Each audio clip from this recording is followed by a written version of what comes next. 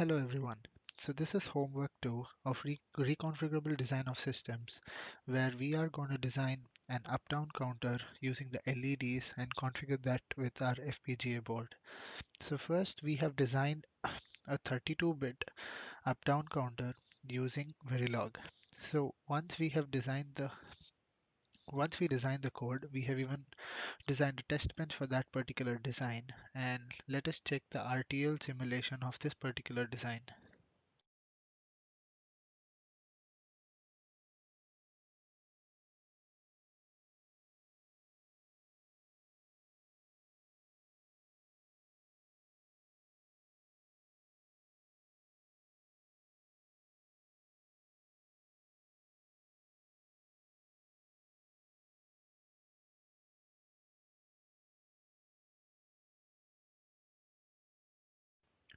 So as we compile the design, we can see we have no errors and warnings while compiling the design.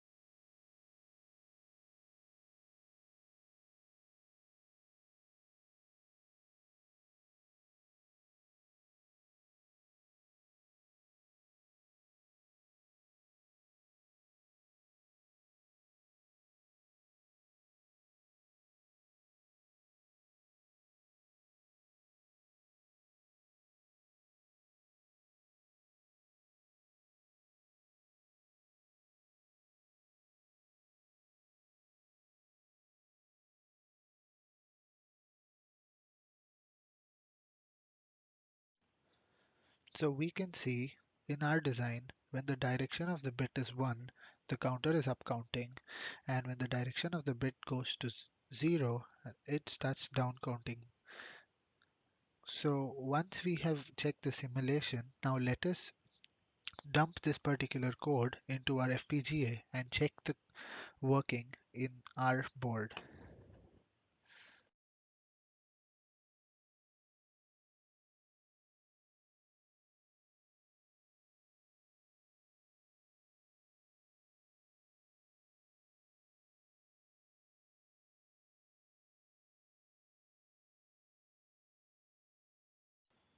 Before we configure our code into our FPGA board, let us configure the pins into our FPGA so that we understand that which LED and which resets can be initialized to which switches.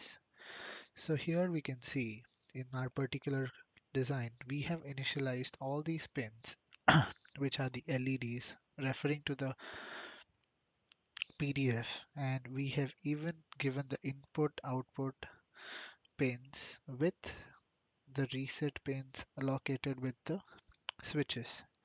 So once we allocate all these locations, now we can start to dump our code after creating the SOF file.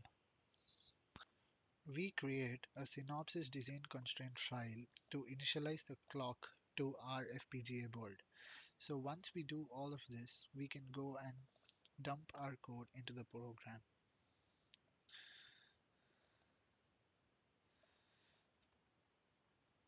So we first auto detect our device, select our particular device,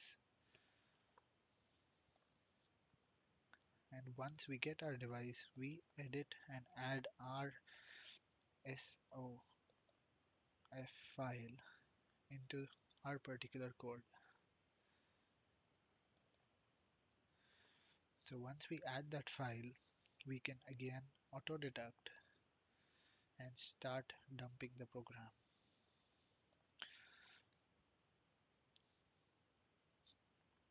So we can see the process is successful, and now let us check the output of the particular program. So after we dump the SOC file, we can see that our counter is working as it has to be, where we can see it is counting up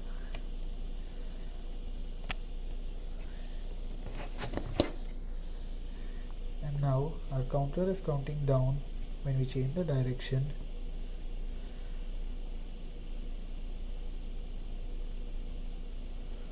and the counter is counting up when we change our direction.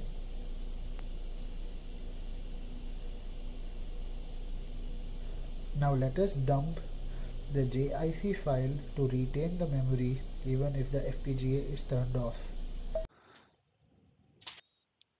So since the FPGA has to retain its state even when it is turned off and turned on, we do the next steps where we create a JTAG file to store the program into our FPGA.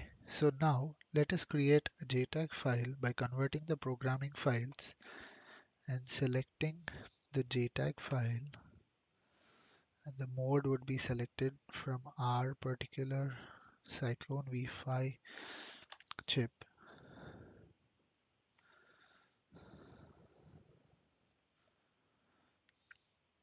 Let us select the device, the output file which I've already created, and once we create the output file,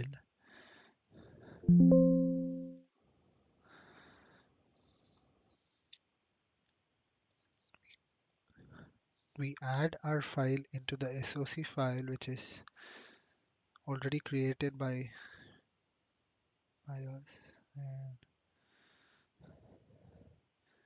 to the flash loader we add our Cyclone V5 board.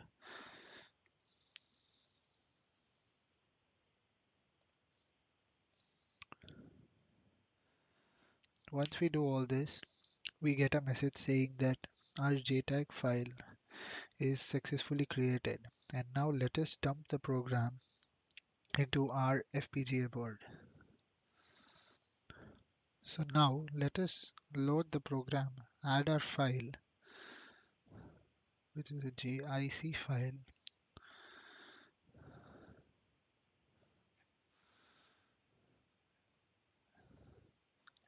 and start the process. So here we can see this process is going to take some time. So let me just fast forward.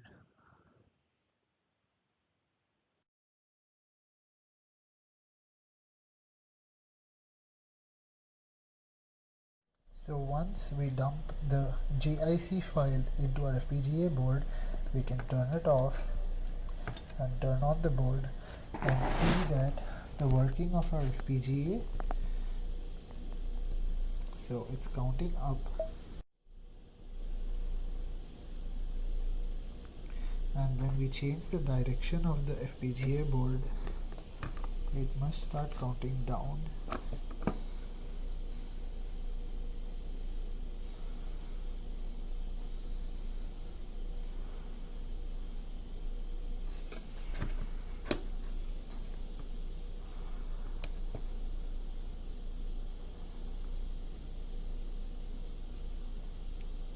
Yes.